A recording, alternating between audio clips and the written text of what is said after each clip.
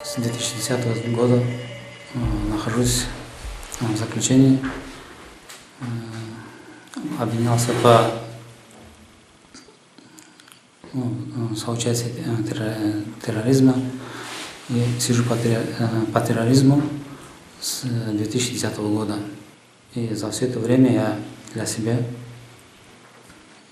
осознал, что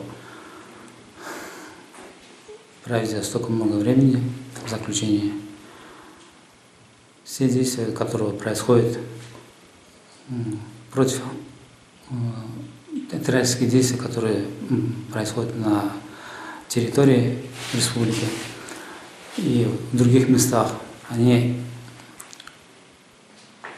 имеют свои тяжелые последствия, за которые каждый человек должен сам отвечать. Если у кого есть семья, жена, дети, в первую очередь приходится трудно каждого человека в своей семье. Если у него отец, мать, родные, дети, потому что нехватка отцовского внимания, воспитания, оно действует на детей. А для всей молодежи мое личное вам обращение: придерживайтесь